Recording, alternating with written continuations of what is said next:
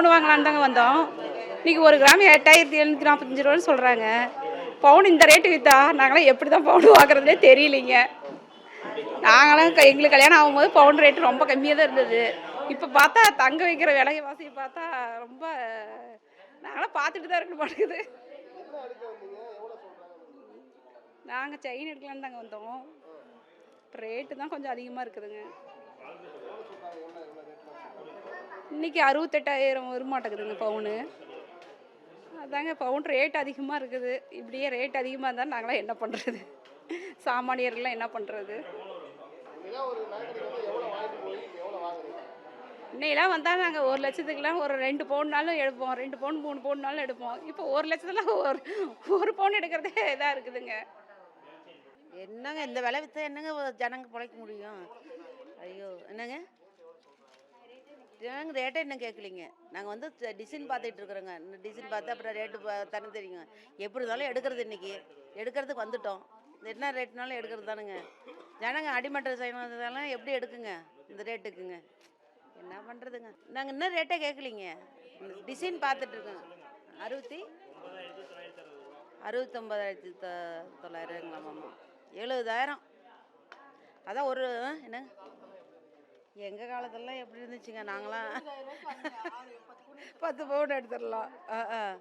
எங்கள் பாப்பா கல்யாணத்துக்குலாம் 4,000க்கு பவுன் எடுத்தோம். அப்புறம் ஆனால் இப்போ எங்கள் தம்பி பொண்ணுக்கு வந்து காது குத்துறதுக்கு செயின் எடுக்க வந்திருக்கோம். என் கல்யாணத்தப்போ 4,500 என் தங்கச்சி கல்யாணத்தப்போ 16,000. எங்கள் பாப்பாவுக்கு எடுத்தோம் 40,000 எடுத்தோம். இப்போ பார்த்தா எவ்வளோங்க 70,000. இன்னும் எங்கெங்கே போகுமோ தெரியலிங்க பவுனு. ஆனால் எடுக்கிறது சிரமங்க. ஆனால் எடுத்தே அவனும் கட்டாயத்துக்கோசம் எடுக்கலாமா ஒழிய வேறு எடுத்து வைக்கலாம் அப்படிங்கிறதுக்கெலாம் எடுக்கிறதுக்கெல்லாம் பவுன் இல்லைங்க. 1 லட்ச ரூபாய்த்தப்போ ரேட்டை பொறுத்துங்க. இப்போ நான் என் கல்யாணத்துக்கு 1 லட்ச ரூபாய்னா எத்தனை பவுன் எடுத்துருக்கலாம்? இப்போ 1 லட்ச ரூபாயில் 1 பவுன் தான் எடுக்க முடியும் போல. செய்கூலி சேதாரம்லாம் டிசைன்லாம் பார்த்தோம்னா 1 பவுன் தான் எடுக்கும் போல உங்களுக்கு. அப்படிங்கும்போது தங்கத்தோட விலை நேற்றை விட இன்றைக்கி சவரனுக்கு 1,400 அதிகமாயிருச்சு. இப்படியே போயிட்டு இருந்தால் நாங்கள் தங்கம் வாங்குறதா இல்லை வேண்டாமான்னு யோசிக்கிற அளவுக்கு நாங்கள் வந்துட்டோம். ஏன்னா அதாவது எல்லா பொருளுக்கும் ஒரு நிர்ணய விலை இருக்குது. அதே மாதிரி தங்கத்துக்கு ஒரு நிர்ணய விலை மத்திய அரசு வந்து கொண்டு வரணும். அப்போ தான் எங்களுக்கு வந்து இவ்வளோ அமௌண்ட் இருந்தால் போதும், ஒரு சவரன் எடுக்கலாம் 2 சவரன் எடுக்கலாம், நாங்கள் ஒரு பிளான் பண்ண முடியும். நாங்கள் வந்து ஒரு 20,000 சேர்த்து வைக்கிறோம் ஒரு சவரனுக்கு அப்படின்னு நாங்கள் நினைக்கும் பொழுது அந்த சவரனோட விலை வந்து 40,000 மாறிடுது. அப்போ எங்களால் வாங்கவே முடியாத நிலைமைக்கு ஆயிடுது. எங்கள் வீட்டில் கல்யாணம் பண்ணும்போது 5 பவுன் போட்டாங்க. என்னோட பொண்ணுக்கு ஒரு 10 பவுனாவது போடணும்னு நான் ஆசைப்பட்றேன். ஆனால் அது எங்களால் முடியாது போல் இருக்கிற சூழ்நிலைக்கு. அதனால் மத்திய அரசு இதுக்கு வந்து தங்கத்தை நடவடிக்கை எடுக்கணும்னு நான் கேட்டுக்கிறேன். 1976 40 ரூபாய் விற்றுது கால் சவரம்.